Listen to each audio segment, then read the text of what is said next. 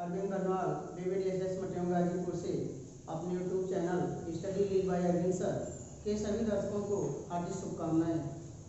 आज मैं मैथमेटिक्स के टॉपिक में गुणोत्तर श्रेणी से संबंधित यनवा पद ज्ञात करने की विधि और उनसे संबंधित प्रश्नों को लेकर आ रहा हूँ। इसे आप ध्यान से समझें तथा पूरा वीडियो देखने के बाद यदि आपको वीडियो अच्छा लगता हो तो इसे लाइक तथा शेयर करना न भूलें। तो गुणोत्तर श्रेणी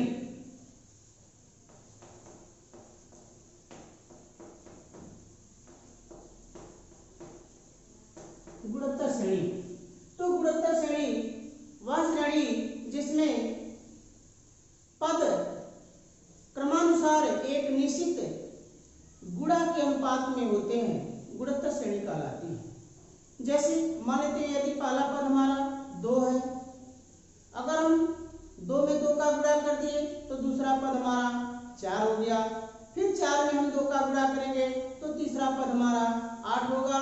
पुनः 8 में हम 2 से गुणा करेंगे तो अगला पद हमारा 16 होगा। पुनः हम 2 से गुणा करेंगे, फिर 2 से गुणा करेंगे। इस तरह से हमेशा जो है ये हमारा जो यह गुणा का क्रम है यह समान होना चाहिए। इसी संख्या को हम सारानुपात कहते हैं, यानी पहली और दूसरी संख्या के बीच में जो भी गुणांक होता है, जिन संख्याओं से गुणा होती जो हम करते हैं वह हमारा सारानुपात कहलाता है। अब हमको यनवा पद ज्ञात करना है। मान लेते हैं कि माना गुणोत्तर श्रेणी का प्रथम पद हमारा a है और सारानुपात हमारा r है। तो पहला पद जब हमारा a हो गया तो दूसरा पद हमारा होगा ar, दूसरा पद हमारा हो गया ar। अब पुनः हम जब ar में r से गुणा करते हैं तो हमें प्राप्त हो जाएगा अगला पद और वह होगा हमारा ar स्क्वायर। अब यदि हम ar स्क्वायर में पुनः a से गुणा करते हैं, r से गुणा करते हैं तो हमारा अगला पद प्राप्त हो जाएगा ar पावर 3। इस तरह से हमारा मान प्राप्त होता है। तो जैसे कि पहला पद हमारा a हो गया, दूसरा पद हमारा ar है, तीसरा पद हमारा ar स्क्वायर है, चौथा पद हमारा ar क्यूब है। इसी प्रकार अगर अगला पद हम याद करें तो अगला पांचवा पद हमारा ar पावर 4 होगा। ऐसे हम पद ज्ञात करते हैं। तो हमारा यनवा पद क्या होगा इसके बारे में विचार करना है, और वही जो हमारा यनवा पद होगा वही हमारा यनवे पद के लिए फार्मूला हो जाएगा। तो दूसरे पद में r की घात 1 है, पहले पद में r नहीं है तो हम सपोज कर लेंगे कि r की घात 0 है। दूसरे पद में r की घात 1 है, तीसरे पद में r की घात 2 है, चौथे पद में r की घात 3 है। यानी जिस पद को हम लेते हैं उस पद में r की घात उस पद से 1 कम है। तो इस प्रकार हम कह सकते हैं यदि हम यनवा पद ज्ञात करते हैं तो यनवा पद हमारा हो जाएगा ar पावर n-1। तो हम कह सकते हैं यनवा पद अतः Tn इक्वल टू, इसे हम कहते हैं ना term Tn equal to ar power n-1। यही हमारा फार्मूला हो जाएगा कि किसी गुणोत्तर श्रेणी के लिए यनवा पद Tn equal to ar power n-1। अब जैसा कि हमारा पहला प्रश्न है कि गुणोत्तर श्रेणी 5/2, 5/4, 5/8 एंड सो ऑन डैश 20वां पद तथा यनवा पद ज्ञात कीजिए। किसी दी गई गुणोत्तर श्रेणी से संबंधित अगर हमको किसी भी पद के बारे में पूछा जाए तो सबसे पहले उस गुणोत्तर श्रेणी का हम पहला पद a और सारानुपात r का मान ज्ञात करते हैं। सारानुपात r का मान ज्ञात करने के लिए हमेशा हम दूसरे पद में पहले पद से भाग देते हैं, या तीसरे पद में दूसरे पद से भाग देते हैं, या चौथे पद में तीसरे पद से भाग देकर इस प्रकार हम सारानुपात का मान ज्ञात करते हैं। तो इस दिए गए प्रश्न में पहला पद हमारा a का मान 5/2 और सारानुपात r का मान तो T2/T1 से 5/4/5/2 तो यह मान हो जाएगा हमारा। अब ये 2 अंश में चला जाएगा, 5 से 5 कट जाएगा, 2/4 अर्थात आर की वैल्यू हमारी हो जाएगी 1/2। 20वां पद ज्ञात करना है तो n का मान हो जाएगा हमारा 20। अब क्योंकि हमारा tn का फार्मूला है कि n पर tn equal to ar power n minus 1 से, ये फार्मूला। अब इसमें a r और n तीनों मान हम रखेंगे। तो a का मान हमारा है 5/2, तो a की जगह रख दिया गया 5/2 इंटू, अब r की वैल्यू है 1/2, तो 1/2 पावर n की वैल्यू 20, तो 20 माइनस 1 यह हो जाएगा हमारा 5/2 गुणे 1/2 की घात 19, अर्थात यह हो गया हमारा, यह 2 की घात 19 और यह 2 की घात 1, तो 2 की घात हो जाएगा 20, तो 5/2 पावर 20 यह हमारा आंसर हो जाएगा। अब n पद यदि ज्ञात करना हो तो tn इक्वल टू फार्मूला हमारा है a r power n minus 1। क्योंकि हमें n पद ही ज्ञात करना है तो n के स्थान पर हमारा n ही रहेगा। अब हम a और r का मान रख देते हैं, तो a का मान हमारा है 5/2 इंटू r का मान हमारा 1/2 पावर n माइनस 1, तो यह हो जाएगा हमारा 5/2 इंटू 1/2 पावर n माइनस 1।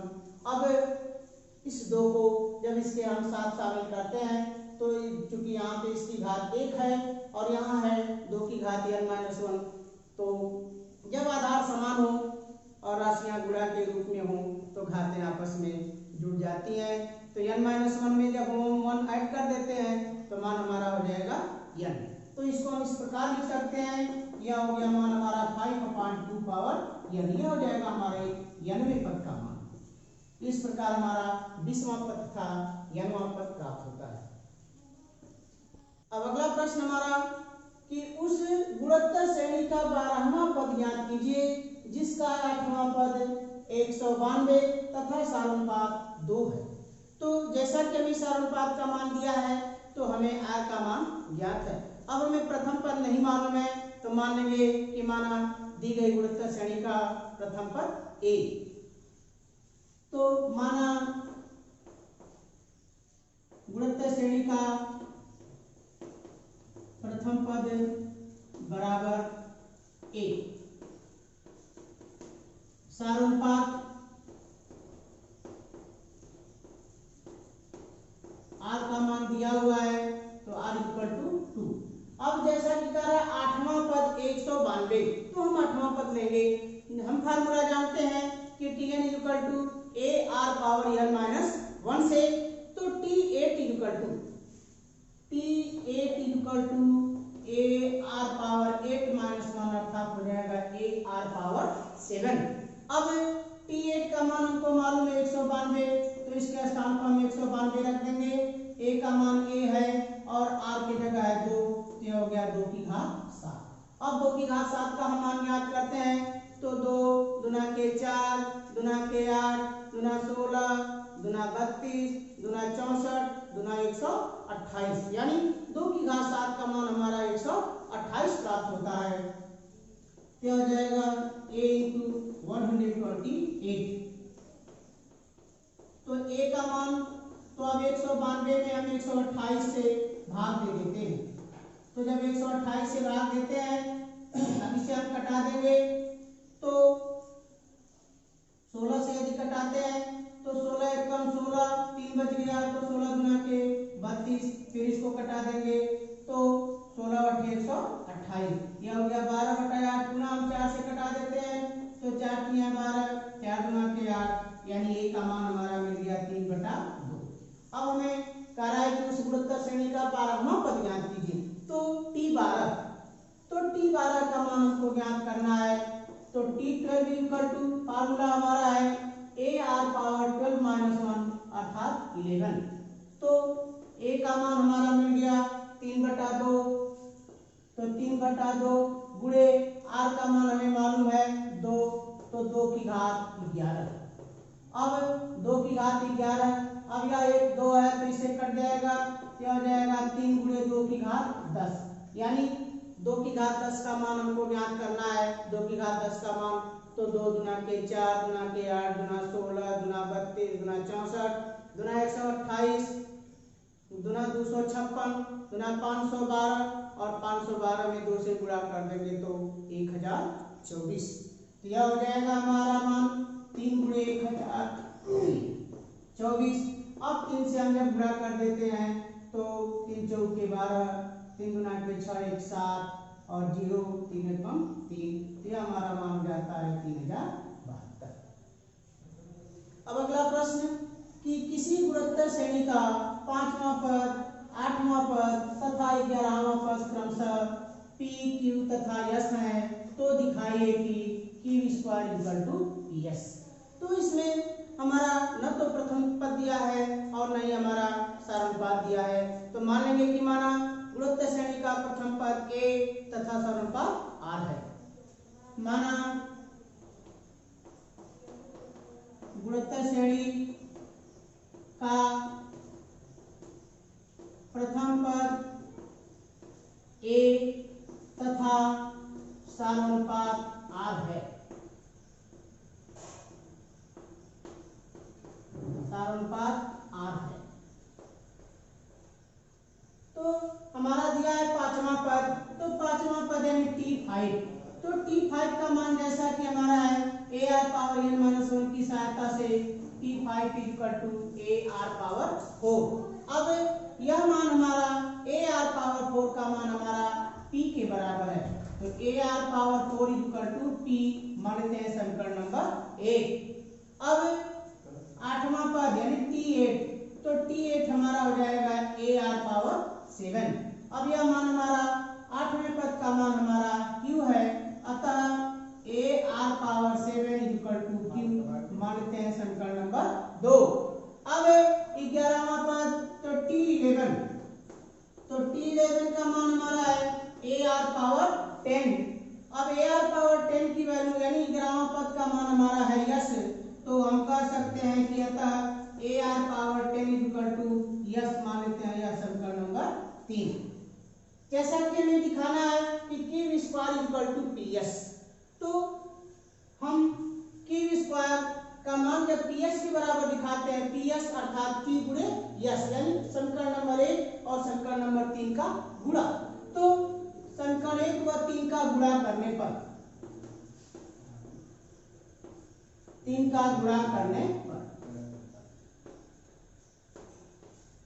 तो जब हम गुणा करते हैं तो हमारा राइट हैंड साइड है PS, तो राइट हैंड साइड का मान है PS, P का मान हमारा है AR पावर 4 और S का मान हमारा है AR पावर 10। तो A में एक हम गुणा कर देंगे A स्क्वायर और R की घात यहाँ पे 4 है और यहाँ पे R की घात 10 है, तो R की घात हो जाएगी हमारी 14। तो AR power A square R power 14। अब इसको हम इस रूप में लिख सकते हैं कि AR पावर 7 का होल स्क्वायर, AR पावर 7 का होल स्क्वायर। अब AR पावर 7 की वैल्यू हमारी है, AR पावर 7 की वैल्यू हमारी है Q, तो इसके स्थान पर हम Q लिख सकते हैं। यह हो जाएगा हमारा Q स्क्वायर और यही मान हमारा लेफ्ट हैंड साइड का है, तो यह हो गया हमारा लेफ्ट हैंड साइड। अतः राइट हैंड साइड की वैल्यू लेफ्ट हैंड साइड के इक्वल हो गई, अर्थात हम कह सकते हैं कि अतः Q square equal to PS। अब अगला प्रश्न, x के किस मान के लिए संख्याएं -2/7 x -7/2 गुणोत्तर श्रेणी में हैं। तो अब हमें यह ज्ञात करना है कि x का मान क्या होगा जिसके लिए ये तीनों संख्याएं गुणोत्तर श्रेणी में होंगी। तो जब तीन संख्याएं गुणोत्तर श्रेणी में सिद्ध करने की बात आती है, तो उस स्थिति में दूसरे पद और पहले पद के बीच का जो सारानुपात होता है यानी T2/T1 का मान T3/T2 के मान के बराबर होगा। तो क्योंकि -2/7 x -7/2 गुणोत्तर श्रेणी में है, गुणोत्तर श्रेणी में है,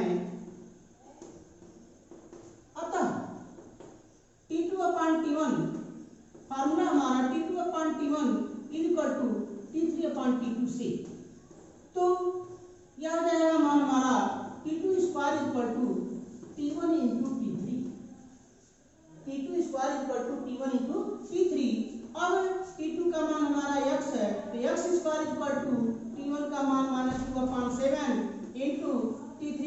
माइनस 7/2। तो 2 से 2 कैंसिल हो जाएगा, 7 से 7 माइनस माइनस हो जाएगा हमारा प्लस। तो x स्क्वायर इक्वल टू +1, तो x इक्वल टू हमारा हो जाएगा +-1, अर्थात x की वैल्यू +1 भी हो सकती है और x की वैल्यू हमारी -1 भी हो सकती है, और x इक्वल टू +-1 के लिए ये दी गई संख्या हमारी गुणोत्तर श्रेणी में दी। अब अगला क्वेश्चन हमारा कि यदि किसी गुणोत्तर श्रेणी का 4वां पद, 10वां पद तथा 16वां पद क्रमशः x y z है, तो सिद्ध कीजिए कि x y z गुणोत्तर श्रेणी में है। तो मान लेते हैं कि माना गुणोत्तर श्रेणी का प्रथम पद a तथा साधारण पद r है। माना गुणोत्तर श्रेणी का प्रथम पद a तथा साधारण पद r है।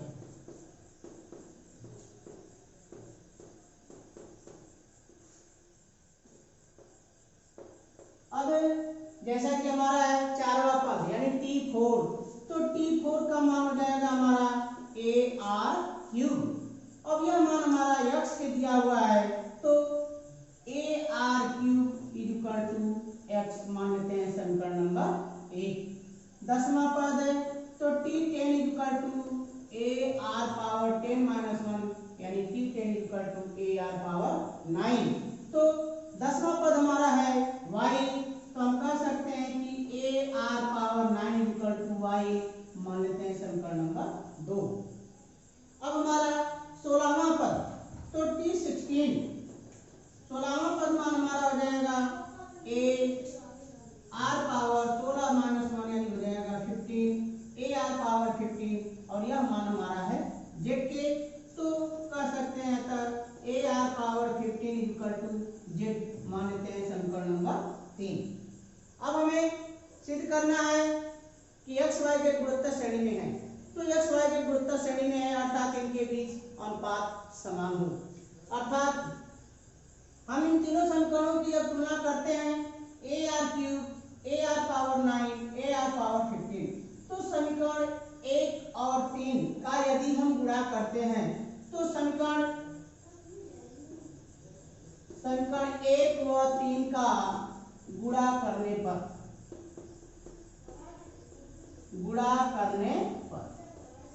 तो जब हम समीकरण 1 व 3 का गुणा करते हैं तो मान हमारा प्राप्त होता है कि ar3 into ar⁻15 equal to x into z। तो a हो जाएगा हमारा a स्क्वायर और r पावर हो जाएगा 18, a square r power 18 equal to xz। अब a स्क्वायर r पावर 18, तो इसको हम लिख सकते हैं a r power 9 whole square. तो यह हो जाएगा मान हमारा a r power 9 whole square equal to xz।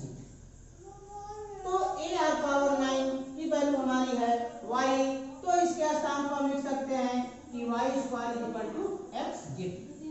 अब y square equal to xz, तो जब y स्क्वायर की वैल्यू xz हो गई तो हम कह सकते हैं इसको कि y upon x equal to z upon y, y upon x equal to z upon y। अब y अपान x यानी t2 upon t1 equal to t3 upon t2, तो t2 upon t1 equal to t3 upon t2। तो हम कह सकते हैं कि t1 t2 t3 गुणोत्तर श्रेणी में होंगे, अतः x y z गुणोत्तर श्रेणी में होंगे, गुणोत्तर श्रेणी में होंगे, और ये हमारा सिद्ध करना है इसको।